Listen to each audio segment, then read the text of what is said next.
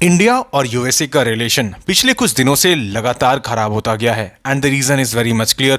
It's Donald Trump, क्योंकि उनका मानना है देखो भारत बहुत हद तक अपनी डिफेंस और एनर्जी जो है उसको उसकी डीलिंग्स रशिया के साथ करता है and this marks a significant challenge for India US trade relations and at the same time it is also hampering the strategic interest of USA, और यही डोनाल्ड ट्रंप का कहना है। और इस वजह से यूएसए ने इम्पोज कर दिया है 25% का टैरिफ ऑन इंडियन गुड्स, और जिसका इंपैक्ट हमें 7 अगस्त से देखने को मिलेगा। Now let me tell you one thing here that US India का one of the largest trading partner रहा है 2024-25 में। मतलब जो बायलैटरल ट्रेड को हम देखते हैं तो अराउंड वो 131.84 बिलियन डॉलर्स का है, राइट। तो अब यहां पर देखो, अगर लेट्स से हमारे एक्सपोर्ट में प्रॉब्लम आएगा, यहाँ पर डेफिनेटली हमारी जो एक्सपोर्ट कॉम्पिटिटिवनेस है वो यहाँ पर ड्रास्टिकली रिड्यूस करेगी, और खास करके लेबर इंटेंसिव सेक्टर्स पे, जिसका असर हमें जीडीपी ग्रोथ पर भी देखने को मिल सकता है। क्योंकि अगर डिमांड ड्रास्टिकली यहाँ पर कम जाती है यूएस में इंडियन गुड्स की, तो नो डाउट यहाँ पर 40 बिलियन डॉलर्स तक का एक्सपोर्ट में लॉस हो सकता है भारत को।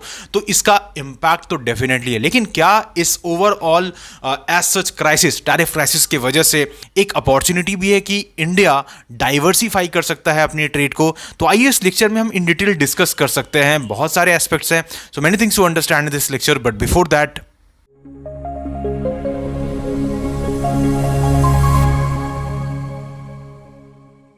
now, first of all, there is a question for you that what was a key trigger for the trade tensions between India and the US during the Trump administration? आपको बताना है कि इनमें से कौन सा एग्जैक्टली कारण है कि जो ट्रेड टेंशंस एक्चुअली ट्रिगर हुआ है between India and US Trump administration में, उसका कारण क्या है? तो option A, a significant trade surplus for India with the US. Option B, India's increased purchases of defence equipment from Russia. और option C, India strong economic growth and technological advancement. Option D, the US increasing dependence on Indian IT services. सही answer आप comment section पर दीजिए और सही होने पे will give heart from our side.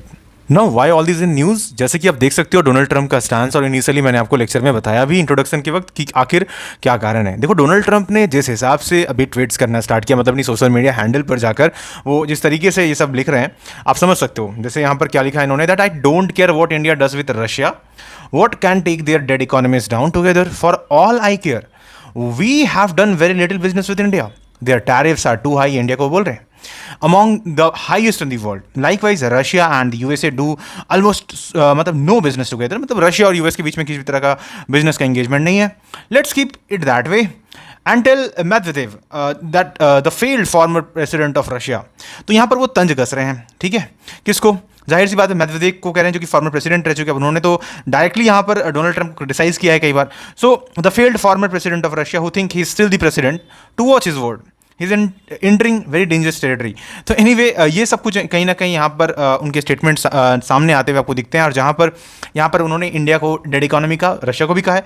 और यहाँ पर बड़ी चीज़ ये है कि आखिर ये फ्रस्ट्रेशन हमें क्यों दिख रहा है डोनाल्ड ट्रंप के अंदर? यहाँ पर एक फ्रस्ट्रेशन आपको दिख रहा होगा, and the reason is very clear, क्योंकि लगातार कोशिश के बाद भी डोनाल्ड ट्रंप विफल रहे हैं रशिया और यूक्रेन के बीच में सीज फायर करवाने में, जो कि उन्होंने अपने मतलब जो इलेक्शन का उनका सबसे बड़ा, आप समझ लो कि मैनिफेस्टो के अंदर में उनका ये था दैट हम कैसे भी करके रशिया और यूक्रेन के बीच में वॉर रुकवाएंगे, लेकिन वो विफल रहे हैं उस चीज़ में। अब वो फ्रस्ट्रेशन वो दिखाने की कोशिश कर रहे हैं, और वो हो सकता है यहाँ पर एक तरीके से इंडिया को प्रेशराइज कर रहे हैं।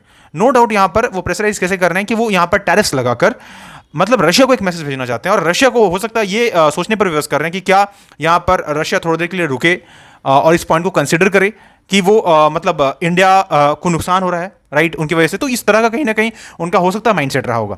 अब आगे यहाँ पर क्या है कि डोनाल्ड ट्रंप फिर आगे क्या लिखता है, देखो, remember while India is our friend we have over the years done relatively little business. इस पॉइंट को वो हमेशा रखते ही हैं, खास करके इस वजह से क्योंकि ट्रेड डेफिसिट ठीक ठाक है, मतलब ओवरऑल यूएसए का।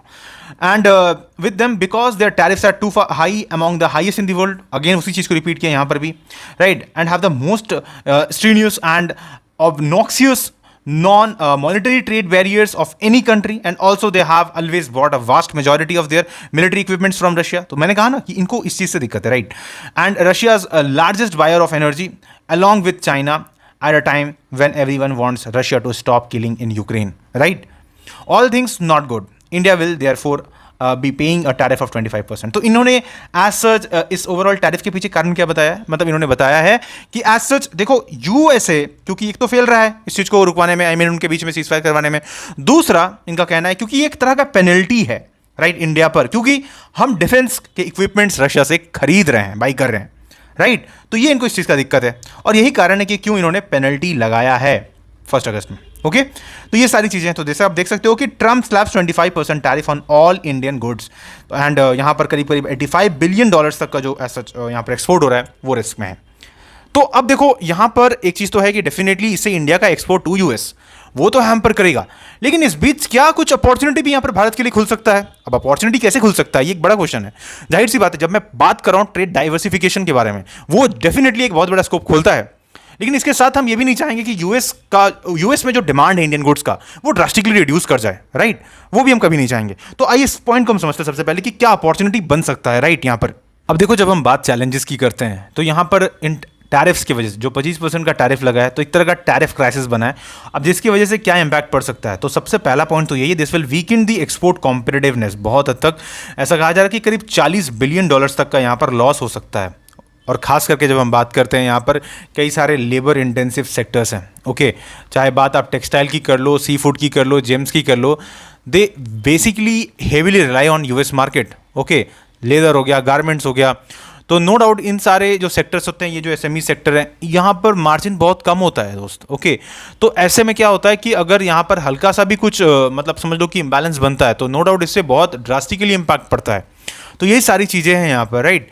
तो जैसे हम बात अगर टेक्सटाइल सेक्टर की करें तो ओवरऑल $10 बिलियन का एज सच यहाँ पर आप जब यूएस के साथ हम देखते हैं तो एक्सपोर्ट हो रहा है। ओके, तो एनुअली जब हम बात करें तो इसका इम्पैक्ट ड्रास्टिकली देखने को मिलेगा यहाँ पर। और क्या है यहाँ पर, जैसे कि हाई ग्रोथ सेक्टर हो गया, इलेक्ट्रॉनिक्स हो गया, फार्मास्यूटिकल्स हो गया, इन पर भी इसका असर पड़ेगा, क्योंकि जाहिर सी बात है देखो इलेक्ट्रॉनिक्स और फार्मास्यूटिकल सेक्टर में हम देख रहे थे कि लगातार फायदा हो रहा था भारत को, क्योंकि हमने यहाँ पर एफडीआई देखा बढ़ते हुए, हमने यहाँ पर कई सारे पीएलआई स्कीम्स को देखा, तो नो डाउट जिससे बेटर हो रहा था हमारा कॉम्पिटिटिवनेस। लेकिन अब होगा क्या, क्योंकि जिस टैरिफ्स की वजह से क्या होगा कि हमारा कॉम्पिटिटिवनेस तो इरोड हो गई, इसके साथ साथ जो इंडिया की इलेक्ट्रॉनिक्स एक्सपोर्ट्स हैं जो यूएस डॉलर में ठीक ठाक लेवल पे जाती थी, करीब $25 बिलियन का 2026 तक हमारा टारगेट था उसे पहुंचाने का।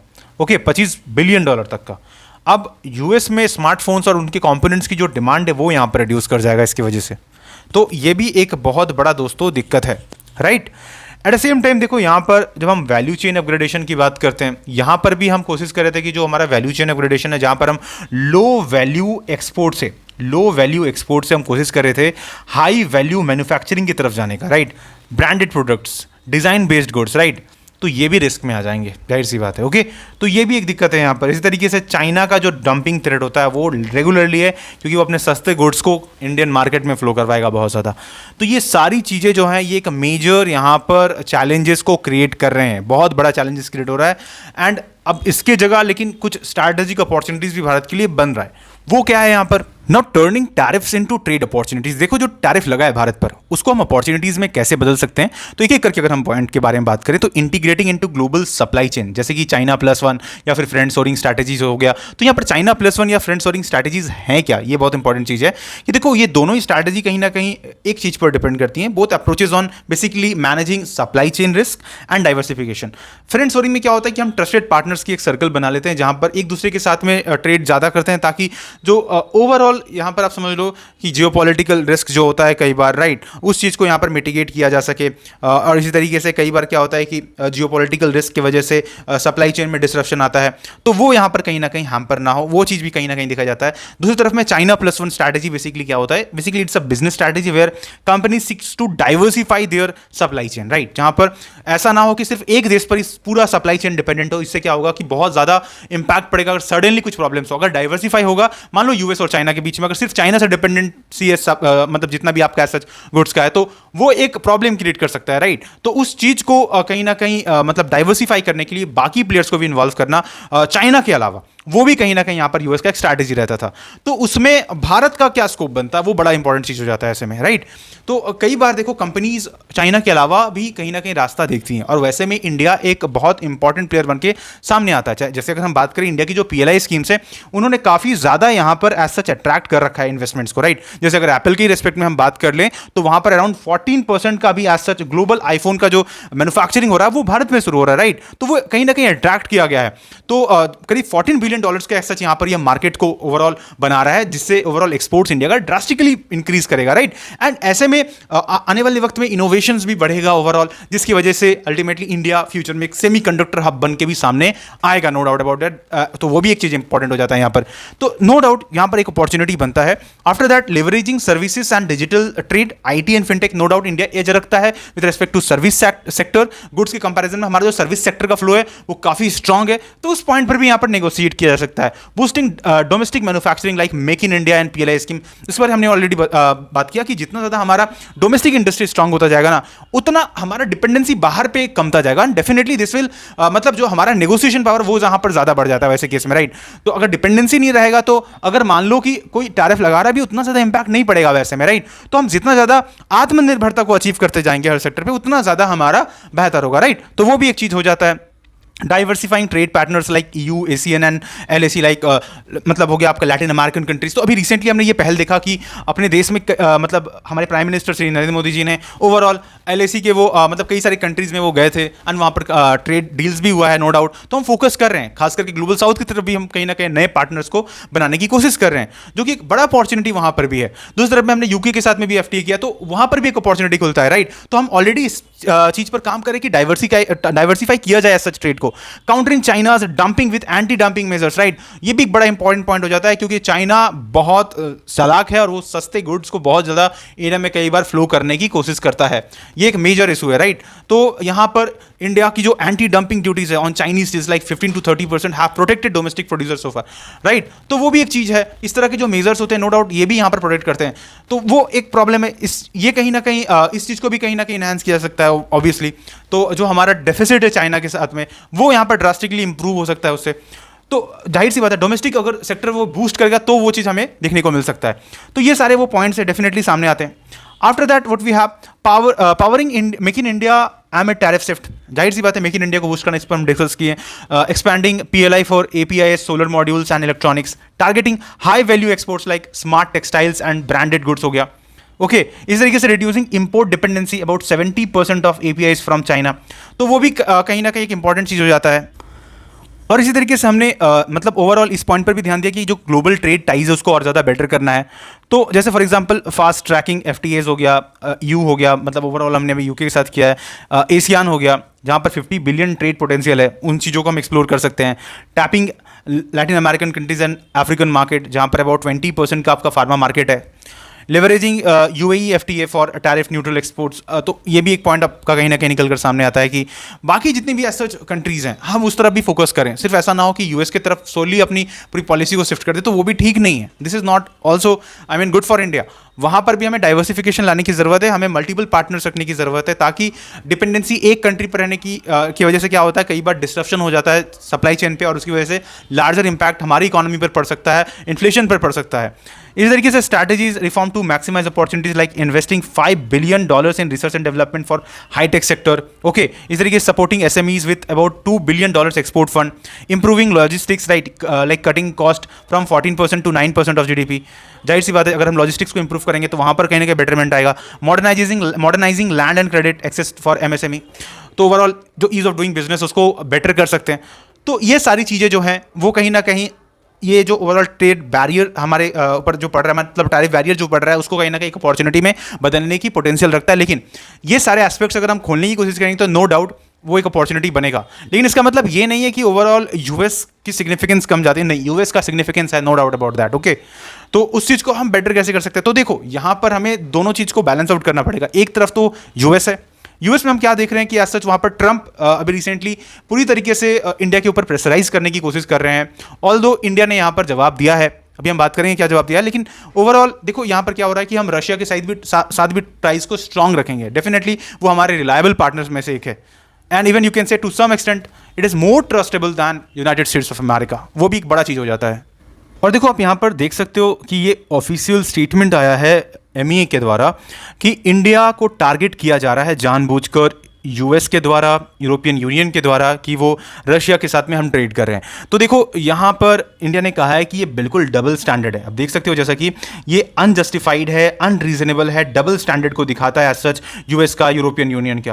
क्योंकि यहाँ पर देखो एक बात तो इंडिया ने कहा है कि हम पहले से ट्रेडिशनल पार्टनर रहे हैं, राइट, हम ट्रेडिशनली सप्लाईज को करते रहे हैं। और दूसरी तरफ में इस पॉइंट को भी कहा गया है कि देखो रशिया से ऐसा नहीं है कि यूरोपियन यूनियन ने नहीं ट्रेड किया है, राइट, या फिर वहां से व्यापार नहीं किया है। क्लियरली इस पॉइंट को यहां पर कहा गया कि 2024 में खुद यहां पर बायलैटरल ट्रेड हुआ है यूरो में रशिया से। तो इस पॉइंट को भी तो यहां पर हाईलाइट किया जाए।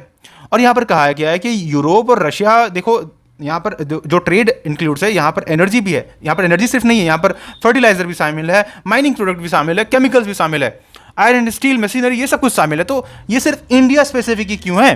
तो ये बहुत ज़्यादा पॉलिटिकली ड्रिवन भी है, ये भी आपको समझना पड़ेगा। क्योंकि यहाँ पर ट्रंप जो कुछ कर रहे हैं ये जानबूझकर टारगेट करने की कोशिश कर रहे हैं इंडिया को, और इनका मोटिव क्लियर है। जैसे मैंने आपको इनिशियली बताया, वो कैसे भी करके यहाँ पर इंडिया को प्रेशराइज करना चाहते हैं, और स्पेसिफिकली ये प्रेशराइज करके वो इस चीज़ को इंडिकेट करना चाहते हैं कि रशिया इस पॉइंट को कंसिडर करे कि वो जो कुछ भी स्पेसिफिकली रिसेंट टाइम में वॉर बढ़ा है, या फिर आप समझो एस्केलेशन बढ़ा है, वो ड्रास्टिकली रिड्यूस हो और रशिया यहाँ पर बैठकर बात करे। अब जाहिर सी बात है, रशिया और यूक्रेन के बीच में जो एज सच कन्फ्लिक्ट चल रहा है उसमें अभी भी स्टॉपेज नहीं आया है, वहाँ पर अभी भी सीज फायर नहीं हुआ है। वो जब तक नहीं होगा तब तक इस तरह के सिनेरियोज हो सकता है बनते रहेगा, क्योंकि ये ट्रम्प कहीं ना कहीं अपनी ईगो पर ले रहे हैं, वो डेफिनेटली है। एंड इंडिया को यहाँ पर टिट फॉर टैट पर चलना चाहिए, बिकॉज इससे होगा क्या, क्योंकि हमारी एज सच जो ट्रेड सॉवरेनिटी है वो भी बहुत ज़रूरी हो जाती है। ये हम डिसाइड करेंगे, राइट, ये हमारे इंटरेस्ट के हिसाब से डिसाइड होना चाहिए।